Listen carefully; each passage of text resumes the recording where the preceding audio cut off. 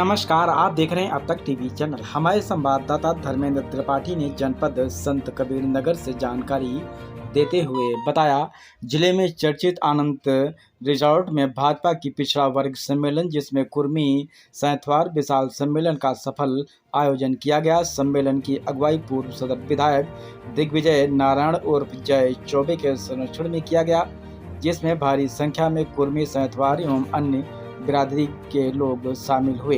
सम्मेलन में मुख्य अतिथि उत्तर प्रदेश सरकार में वित्त मंत्री पंकज चौधरी रहे।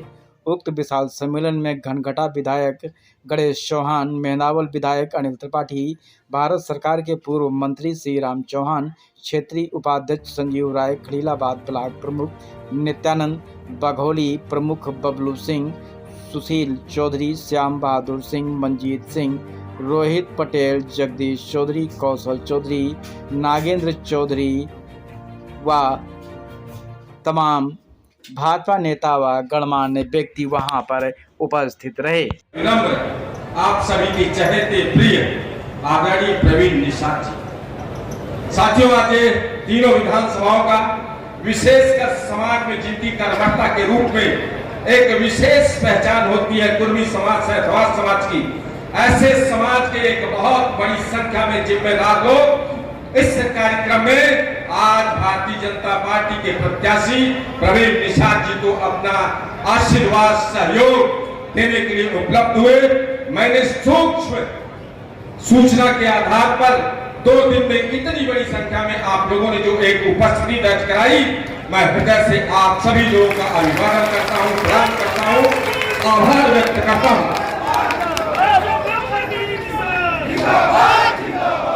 सम्मानित बंधुओं, मैं भी भारतीय जनता पार्टी से 2 बार चुनाव लड़ा था। 12 में चुनाव लड़ा, हारा, 17 में चुनाव लड़ा, जीता।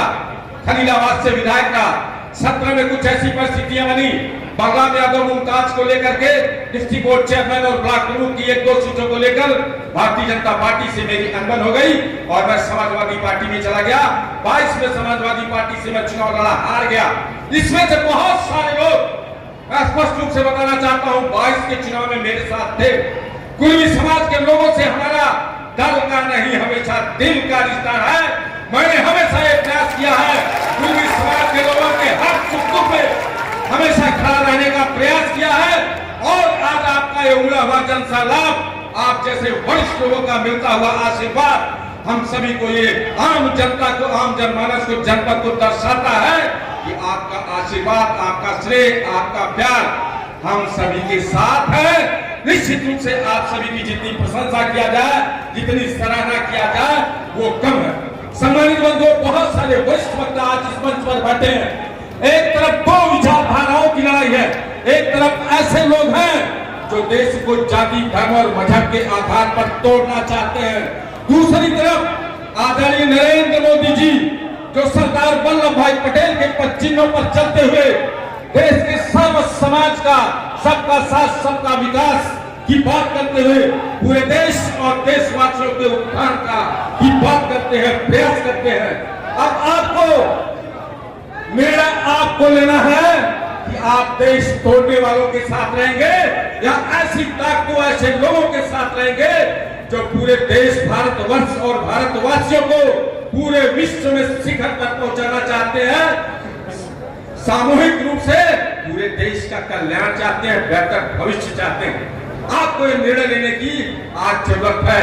सम्मानित बंधुओं, जो आपकी आज संख्या और विशेषकर हमारे जिम्मेदार लोगों की बहुत पूरी संख्या जो आज आई है, मैं चाहूंगा एक बार आप जैसे सरदार पटेल जी ने तमाम रियासतों को जोड़ करके भारत को अखंड राष्ट्र का निर्माण किया था, हाथ उठाकर एक बार आप लोग बोलिए कि प्रवीण निषाद को आप अपना आशीर्वाद देकर के लोकसभा में अच्छों समझेंगे। नरेंद्र मोदी जिंदाबाद, प्रवीण निषाद जिंदाबाद, भारतीय जनता पार्टी जिंदाबाद। बहुत बहुत धन्यवाद। जय श्री राम, जय श्री राम, जय सरदार, भारत माता की। बहुत बहुत धन्यवाद। आज लोकसभा संत कबीर नगर में इस कार्यक्रम में मुख्य अतिथि के रूप में आगमन पर मैं एक बार आग्रह करूंगा कि जोरदार तालियों से माननीय मंत्री जी का स्वागत अभिनंदन किया जाए। इस हमारे पिछड़े समाज, पटेल समाज, कुर्मी समाज, सैथवार समाज के इस सम्मेलन में हम सब के बीच हमारे लोकसभा के प्रत्याशी, हमारे सांसद, जिन्हें देश के यशस्वी प्रधानमंत्री मोदी जी का आशीर्वाद और विश्वास प्राप्त है, ऐसे हमारे इंजीनियर प्रवीण निषाद जी, यहाँ मंच पर उपस्थित हमारे पूर्व विधायक सदर श्री दिव्यनाथ उज्जैन चौबे जी, नगर पालिका अध्यक्ष जगत जायसवाल जी, जिला पंचायत अध्यक्ष बलराम यादव जी, ब्लॉक प्रमुख खैलाबाद नित्यानंद जी, ब्लॉक प्रमुख समरियावा मुमताज जी, जिला पंचायत सदस्य अशोक चौधरी जी, चौबे जी के हाथों को मजबूत करने के लिए आप लोग जो समय दे रहे हैं उसके लिए परिवार आपका धन्यवाद करता है। और हमारे बीच में देश के खजाना मंत्री, भारतीय जनता पार्टी के नेता, निश्चित ही हम सब जैसे कार्यकर्ताओं का जो उन्होंने हमेशा संबल प्रदान किया है, ऐसे आदरणीय पंकज चौधरी जी, पार्टी के हमारे यशस्वी और लोकप्रिय सांसद श्रीमान प्रवीण निषाद जी, खजनी से माननीय विधायक, केंद्र सरकार और प्रदेश सरकार में मंत्री रहे आदरणीय श्री राम चौहान जी, मेहरावल के विधायक श्रीमान अनिल त्रिपाठी जी, गणेश चौहान जी विधायक, माननीय धनघटा, और इस कार्यक्रम के हमारे संयोजक जिन्होंने बहुत ही कम समय में आप पूरे समाज को ले आकर के यहाँ इकट्ठा किया, ऐसे पूर्व विधायक आदरणीय श्री जय चौबे जी, जिला पंचायत के अध्यक्ष बलराम यादव जी, जिला पंचायत अध्यक्ष बस्ती संजय चौधरी जी, चेयरमैन जगत जायसवाल जी, खलीलाबाद के ब्लॉक प्रमुख नित्यानंद जी, सिमरियावा के ब्लॉक प्रमुख मुमताज जी, बघौली के ब्लॉक प्रमुख बबलू सिंह जी, भारतीय जनता पार्टी के हमारे संयोजक नेता पूर्व जिलाध्यक्ष आदरणीय रामललित चौधरी जी, कौशल चौधरी जी, अशोक चौधरी जी, लोकसभा के प्रत्याशी और पहले भी यहाँ के सांसद रहे मेरे छोटे भाई प्रवीण निषाद जी, इस कार्यक्रम के संयोजक पूर्व विधायक जय चौबे जी,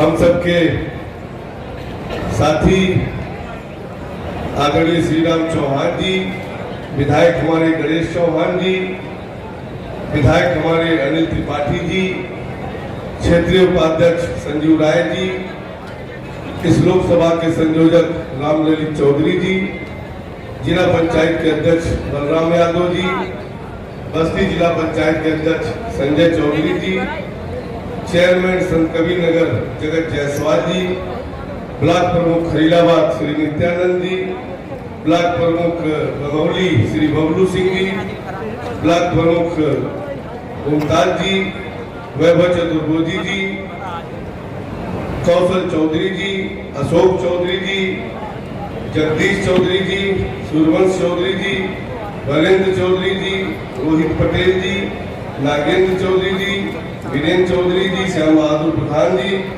सुशील चौधरी जी, और यहाँ पर हमारे उपस्थित श्री प्रधान जगदीश चौधरी जी, वीरेंद्र चौधरी जी, नागेंद्र चौधरी जी, रामजी चौधरी जी, ब्रह्मदेव चौधरी जी, गुड्डू चौधरी जी, अनिल देव चौधरी जी, कौशल चौधरी जी, वरेंद्र चौधरी जी, चंद्रशेखर चौधरी जी। एक ऐसा कार्यक्रम है जो शायद भारतीय जनता पार्टी के इतिहास में एक नया इतिहास लिखने का कार्य करेगा। आज हमारे सामने समाज के उस वर्ग के लोग बैठे हैं जिनके रक्त में देश के प्रथम गृह मंत्री सरदार पटेल जी का देश के विराट व्यक्तित्व के नेता सरदार पटेल जी ने, जिन्होंने भारत के इस विराट समुदाय को एक नई चेतना दिया, ऐसे समाज के लोगों का इस कार्यक्रम में मैं हृदय से स्वागत अभिनंदन करता हूं।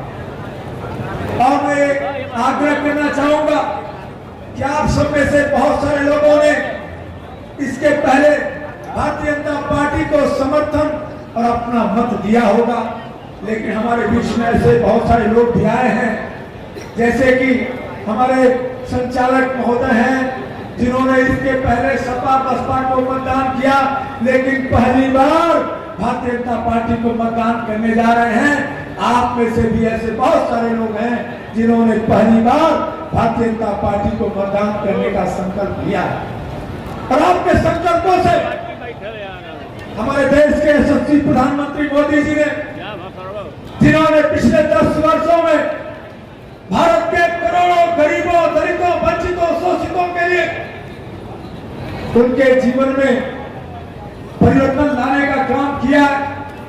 भारत सरकार की हर गरीब कल्याण की योजना जन जन तक पहुंचाने का काम किया है।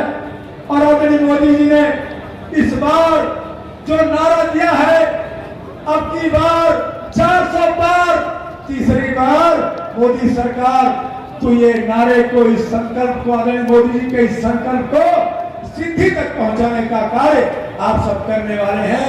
इसके लिए मैं आप सबका विशेष रूप से हार्दिक अभिनंदन और आभार प्रकट करता हूं। बस ये अपील करते हुए कि अगले 25 तारीख को हम सब मिलकर के पूरी ताकत के साथ कमल का बटन दबाएंगे और ये भी प्रयास करेंगे कि जिन लोगों ने अब तक कमल का बटन नहीं दबाया, उनको भी बूथों तक ले जा करके कमल का बटन दबाने का कार्य कराएंगे। और इसी के साथ मैं एक बार फिर से आप सबका अभिवादन करते हुए अपनी वाणी को देता हूं विराम। बोलिए जय श्री राम। और जो शंका थी, संशय थी, उसको दूर करने का काम किया गया।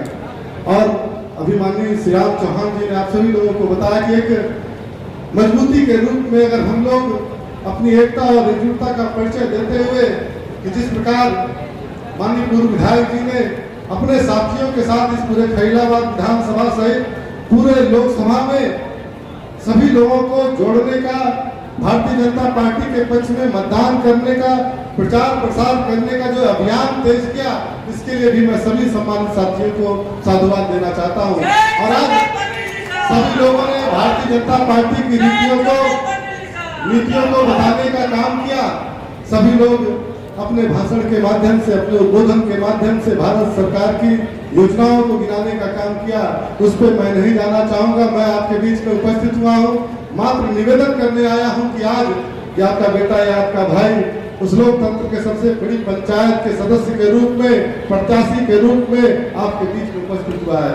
निश्चित ही आप सभी लोगों ने अपने प्यार और आशीर्वाद से पिछली बार इस लोकसभा में भेजने का काम किया था और आज फिर आप सभी लोग अपनी एकता और एकजुटता का परिचय देते हुए भारतीय जनता पार्टी को मजबूती प्रदान करने के लिए आप सभी लोग प्रवीण निषाद बनकर, जय चौबे, कौशल चौधरी, जगदीश चौधरी, तमाम साथी यहाँ पर उपस्थित हैं।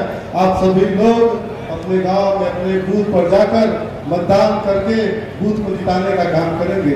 आपके बीच में जहां भी जैसे भी हम लोगों के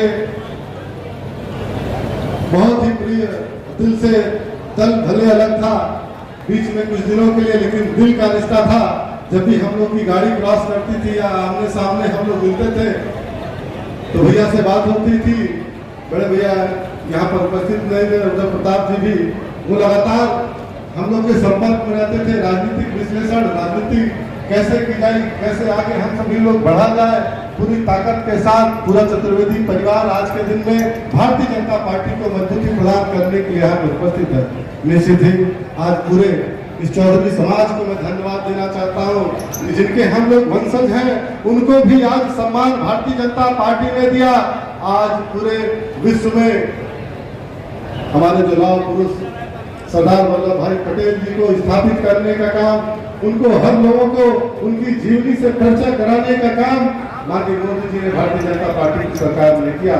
आज आपके और माननीय मुख्य अतिथि जी के बीच में बाधा न बनते हुए इसी निवेदन के साथ कि 25 तारीख जो कुछ ही दिन बचे हैं, 5 से 6 दिन बचा है, 25 तारीख में हमें 5 से 6 दिन में दिन और रात चर्चा करते हुए अपने बूथ पर भारतीय जनता पार्टी के पक्ष में अपने बेटे के लिए, अपने भाई के लिए हम लोग जुट जाएं और निश्चित ही उस सफलता को प्राप्त करने का काम करें जिस लक्ष्य को माननीय मोदी जी ने हम सभी लोगों को दिया है कि अब की बार 400 पार, तीसरी बार मोदी सरकार और 400 पार में इस खैराबाद विधानसभा में कमल खिलना चाहिए। इस संत कबीर नगर लोकसभा में अगर हम कमल को खिलाने का काम करेंगे तो निश्चित ही आने वाले समय में जिस सपने को देखना हम लोग चाहते हैं, जिस सपने को साकार करना चाहते हैं, वो सपना हमारी मोदी सरकार और हम सभी लोग सम्मानित साथी लोग उसको पूर्ण करने का काम करेंगे।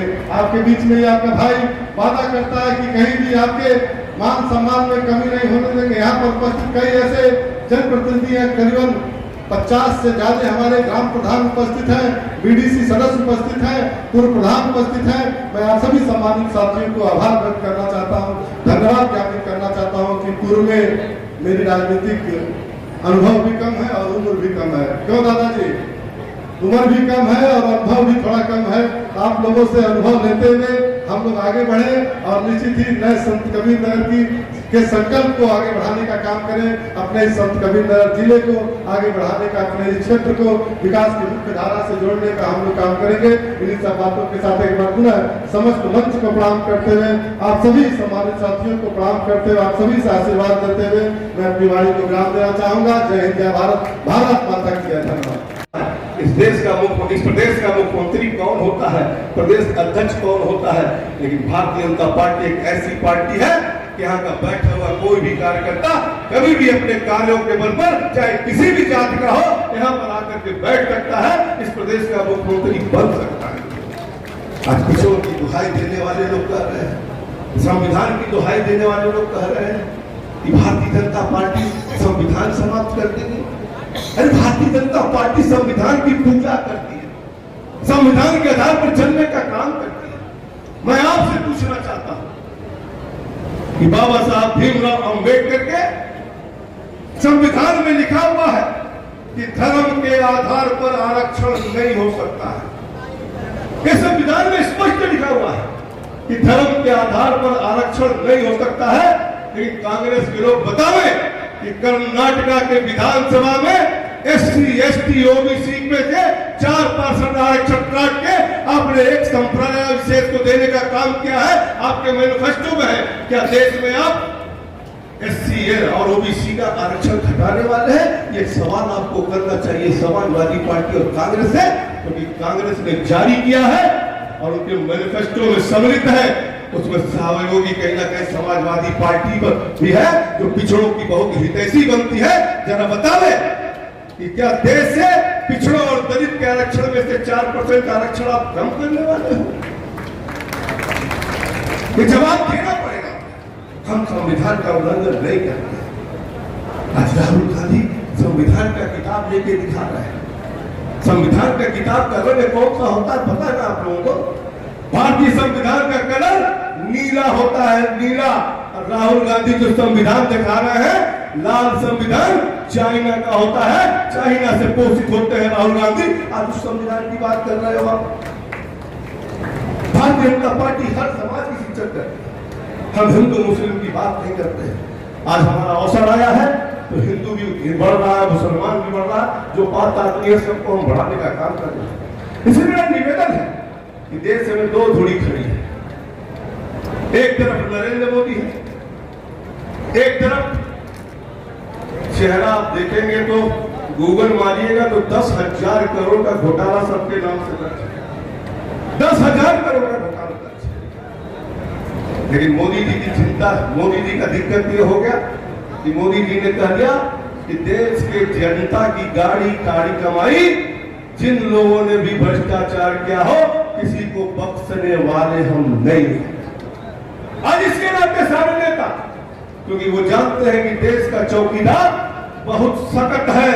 जिस दिन तीसरी बार अगर नरेंद्र मोदी प्रधानमंत्री बन गए एक भी भ्रष्टाचारी बचने नहीं पाएगा, सबको जेल जाना पड़ेगा। इसलिए बिना मेल के सारे नेता एक मंच पे खड़े हैं, एक मंच पे खड़े हैं। आप सबने देखा है कि 2014 के पहले कोई महीना नहीं बीतता था जब कोई घोटाला आपके सामने नहीं आता, और आज कांग्रेस वाले भी उसको भूले नहीं है। अभी आप देखिएगा बिना सत्ता में रहे हुए भी 4 महीना पहले की घटना है, उड़ीसा में एक राज्यसभा के सांसद जी हैं साहू जी कांग्रेस के, ईडी ने जब छापा मारा तो कांग्रेस कहा कि भाजपा वाले ईडी और सीबीआई छोड़ दिए। अरे ईडी और सीबीआई बनाया हुआ हमारा नहीं है भैया, पहले से ईडी सीबीआई है, और ईडी सीबीआई अगर आपको पकड़ती है तो अदालत भी है। आज केजरीवाल को तुम घूम के मुख्यमंत्री बदल रहे हैं। 1 तारीख को चुनाव खत्म होगा, 2 तारीख को केजरीवाल फिर तिहाड़ जेल के भीतर जाएंगे, क्योंकि कोर्ट ने उनको क्लीन चिट नहीं दिया। आज कहीं ना कहीं अगर देखेंगे आज तक छुट्टी नहीं है। उड़ीसा के राज्यसभा के एमपी कांग्रेस के, उनके घर से 300 करोड़ रुपया नगद बरामद हुआ है, नगद बरामद हुआ है। ईडी ने जाकर रखी थी कि मोदी जी रखवा दिए थे। अभी हाफ हफ्ता पहले आप झारखंड में जाएंगे, एक मंत्री के पीए के नौकर के घर से 37 करोड़ रुपया बरामद हुआ। ये भ्रष्टाचार की जान से बाहर नहीं कर पाएंगे। मेरा निवेदन है मित्रों कि सोच समझ के निर्णय लीजिएगा, क्योंकि ये जहां प्रधानमंत्री देश को विकसित बनाना चाहते हैं, देश को विकसित भारत बनाना चाहते हैं, 2027 में तीसरी सबसे बड़ी अर्थव्यवस्था बनाना चाहते हैं, लेकिन एक तरफ ये जाति पाति धर्म के आधार पर बांट करके राज करना चाहते हैं, और एक बोलते कहीं आ गए तो फिर से देश भ्रष्टाचार के गंध में डूब जाएगा। मित्रों, इसलिए मैं निवेदन करने आया कि प्रवीण निश्चित तौर से पढ़े लिखे बहुत ही शानदार व्यक्तित्व के धनी हुई है। आपसे यहाँ पर ज्यादा शायद मिलना अभी आप लोग नए आए ना हुआ हो, लेकिन इनका व्यवहार मैं जानता हूँ कि बहुत ही अच्छा, बहुत ही सरल व्यक्ति है। इसलिए मैं आप सबसे निवेदन करना चाहता हूँ कि आप सब, क्योंकि अभी संजू राय ने एक बहुत बड़ा चैलेंज दे दिया है कि सांसद जी जहां जाते हैं वो सीट जीत जाते हैं, तो नाक मेरी बचेगी कि कटेगी। इसलिए मेरा आप सबसे निवेदन है कि आप सब अगर यहाँ पर आए हैं तो आपके बूथ पे दिखना चाहिए कि फलाने चौधरी आए थे तो उनका booth Bharatiya Janata party bumper तरीके से जीती है, तब मेरी भी नाक बचेगी और आपका भी सम्मान बढ़ेगा, आपका भी सम्मान बढ़ेगा। अगर हम आए हैं तो आज के दिन से लगकर 25 तारीख तक जब तक वोट ना पड़ जाए तब तक हम लोग को दिन रात एक करके मेहनत करके, अब क्योंकि चौबे जी का भी मामला है, यही राज है सर, और हम आपको भी लाके फंसा दिए। इसलिए मेरा निवेदन है हाथ जोड़ के कि आप सबसे कि कम से कम हमारी नाक बचाइएगा, प्रवीण जी को भारी भारी मतों से जिताइएगा। यही निवेदन करते हुए मैं अपनी बात समाप्त करने से पहले एक बार तो आयोजक समिति के सभी लोगों को, यहाँ पे उपस्थित मंच पे सभी लोगों को मैं बहुत बहुत धन्यवाद देता हूँ। जय हिंद, जय भारत, जय श्री राम। चुनाव छोड़कर मैं आया क्योंकि प्रवीण का जो सम्मान मेरे प्रति है और प्रवीण को जितना मैं जानता हूँ, निश्चित तौर से प्रवीण का जब फोन आया तो मैं मना नहीं कर पाया। अगल बगल कई जिलों से फोन आ रहा लेकिन मैं जा नहीं रहा। लेकिन प्रवीण इतना मेरा सम्मान करते हैं, इतना मुझे इज्जत देते हैं और मैं भी उतना ही इज्जत सम्मान उनको देता हूँ और पार्लियामेंट में समय समय पे उनको मैं दिशा भी देता रहता हूँ और निश्चित तौर से उस पर वो चलने का भी प्रयास करते हैं। इस नाते आज मुझे यहाँ पर आप सबके बीच में आने का अवसर मिला। मैं जय चौबे जी को भी बहुत धन्यवाद दूंगा जिन्होंने इतने कम समय में इतनी बड़ी संख्या हमारे समाज के लोगों के यहाँ पर एकत्रित करके एक साथ मुझे मिलने का अवसर दिया है, उनको भी मैं बहुत बहुत बधाई देता हूँ। साथियों, प्रवीण बहुत ही सज्जन किस्म का है। अभी तो आप लोग जुटे हैं, मैं अपने पूर्व प्रमुख मुन्ना राय जी का भी स्वागत करता हूँ जिन्होंने आज भारतीय जनता परिवार में सम्मिलित हुए हैं, उनका भी मैं स्वागत करता हूँ। क्योंकि आप सब प्रवीण को अभी आज आप सब लोग यहाँ पर उनका साथ देने आए हैं, लेकिन मैं करीब 10 साल से प्रवीण को जानता हूँ। निहायत ही शरीफ आदमी है और सबका सम्मान करते हैं। बीच में थोड़ा इनका तबीयत खराब होने के नाते जरूर थोड़ी उपस्थिति कम हुई है और मुझसे बड़ी चिंता में कहते थे कि भैया मैं क्षेत्र में नहीं जा पा रहा हूँ, हमके पहले स्वास्थ्य आप ठीक करो, क्षेत्र में जाना भारतीय जनता पार्टी के कार्यकर्ता है। और मैंने इस चुनाव के पहले भी कहा था कि भारतीय जनता पार्टी का कार्यकर्ता राष्ट्र बनाने का काम करता, राष्ट्रभक्त होता है। और जो भारतीय जनता पार्टी का कार्यकर्ता होगा, आप जाकर केवल उनकी बात सुन लेना, सुनाने के बाद वो कार्यकर्ता स्वयं लग जाएगा। आज मैं संयोजक जी से पूछ रहा था कि क्या हाल है, तो पता चला कि सारे कार्यकर्ता आज कहीं ना कहीं सभी लोग लगे हुए हैं। मित्रों, ये चुनाव कोई परवीन निषाद या पंकज चौधरी चुनाव नहीं लड़ता। ये चुनाव कहीं ना कहीं हम देश के तकदीर और तस्वीर का फैसला करने जा रहे हैं। क्योंकि अगर आप आजादी के 60 साल तक देखो तो एक परिवार, एक पार्टी की सरकार इस देश में रही है। और अगर आप 10 साल देखो तो 2014 के बाद से नरेंद्र मोदी जी इस देश का बागडोर संभाल रहे हैं। इन दोनों में अगर अंतर करोगे आप, क्योंकि मैं मानता हूं कि अभी बहुत सा काम बाकी है, अभी कुछ का मकान बनना बाकी है, कुछ का शौचालय बनना बाकी है, कुछ का पेंशन बनना बाकी है, बहुत काम बाकी भी है। लेकिन जब आप तुलना करेंगे कि 2014 के पहले का भारत क्या था, 2014 के बाद का भारत क्या है, 2014 के पहले उत्तर प्रदेश की क्या स्थिति थी और 2014 के पहले संत कबीर नगर की क्या स्थिति थी, जब आप मूल्यांकन करेंगे तब आपको समझ में आएगा।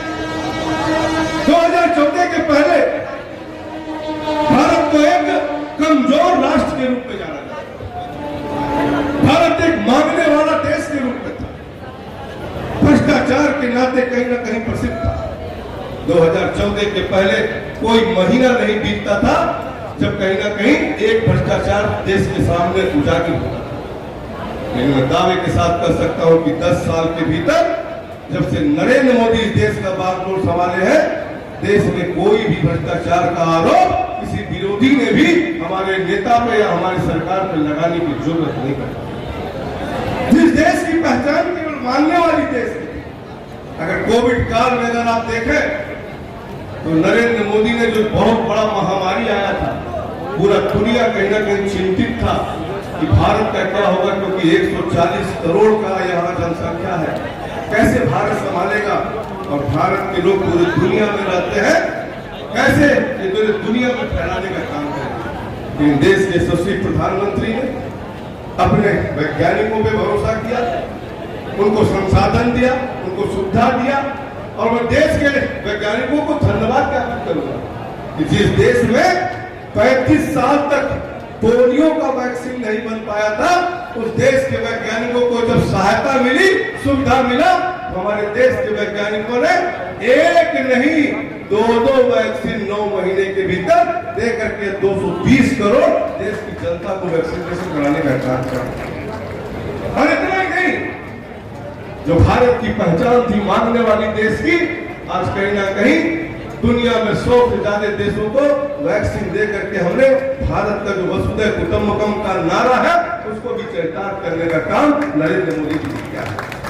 आज वही भारत है जो भारत के किसी भी व्यक्ति को अगर दुनिया में कोई संकट होता था तो कोई पूछने वाला नहीं होता था। लेकिन याद करो आप, रसिया और यूक्रेन का युद्ध हुआ था, हमारे 24,000 बच्चे फंसे हुए थे। लेकिन आज भारत की वो हैसियत है, देश के यशस्वी प्रधानमंत्री रसिया के राष्ट्रपति से भी वार्ता करते हैं, यूक्रेन के राष्ट्रपति से भी वार्ता करते हैं और युद्ध विराम करा करके 24,000 बच्चों को लेकर भारत जाकर उनके घर तक पहुंचाते हैं। ये भारत की स्थिति मोदी जी ने बनाया है। जिस भारत का अर्थव्यवस्था 11वें स्थान पर था, आज कहीं ना कहीं कोविड जैसी महामारी और दुनिया में 2 युद्ध जूझने के बाद भी आज भारत का स्थिति हमने सबसे तेज